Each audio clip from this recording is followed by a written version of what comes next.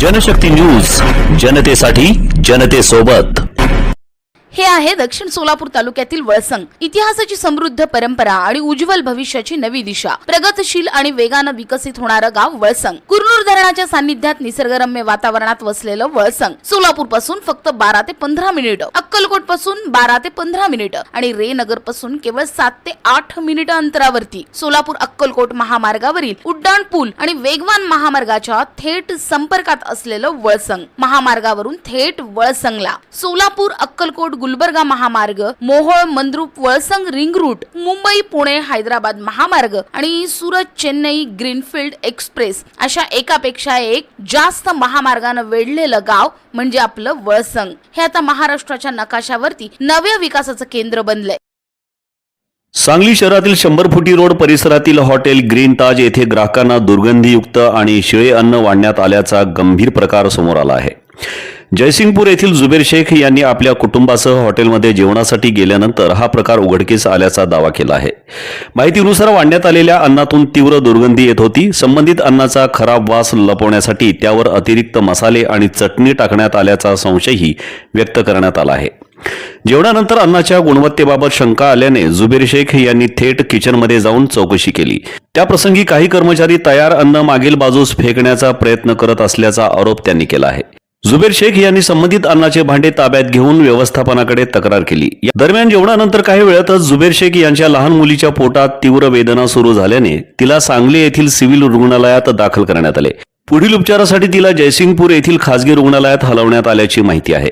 या घटनेची माहिती मिळाल्यानंतर PSR human rights protection council act corruption विंगचे सांगली जिल्हाध्यक्ष देवधर सांगले यांनी हॉटेलमध्ये भेट देऊन व्यवस्थापनाकडे जाब विचारला.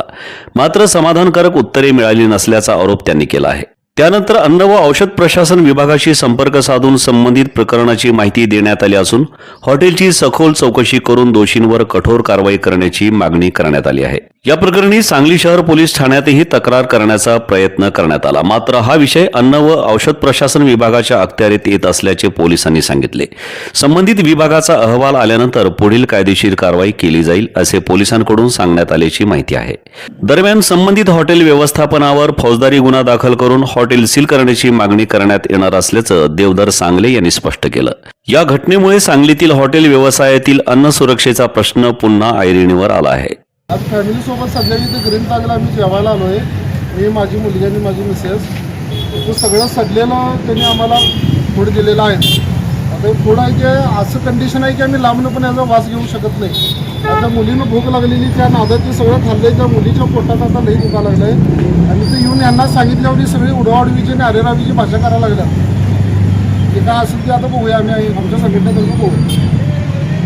वळसंग मध्ये आहेत प्रसिद्ध मंदिर, सोलार हब, टोल नाका. जवळच आहे कुरनूर धरणाचं ताजं पाणी आणि निसर्ग सौंदर्य, आकर्षक हॉटेल्स आणि ढाबे सुद्धा. प्रवासात थकलेल्या प्रवाशांसाठी स्वादिष्ट जेवण, आराम, ताजेतवाने आणि प्रदूषण मुक्त वातावरण.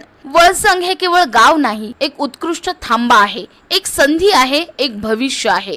वळसंग ऐतिहासिक वारसा, आधुनिक कनेक्टिव्हिटी आणि उद्याच्या विकासाची हमी. सोलापूर जिल्ह्याचा अभिमान आणि महाराष्ट्राचा गौरव Valsang. Dynamo education and social foundation शोधत आहे इयत्ता 1 ते 7वी पर्यंतच्या विद्यार्थ्यांना स्पोकन इंग्लिश शिकवण्यासाठी उत्साही महिला शिक्षिका. जर तुम्हाला मुलांशी इंग्रजीमध्ये आत्मविश्वासानं संवाद साधता येत असेल आणि शिकवण्याची आवड असेल तर ही संधी तुमच्यासाठीच. समाधानकारक मानधन देण्यात येईल. त्वरित संपर्क साधा 7020046690.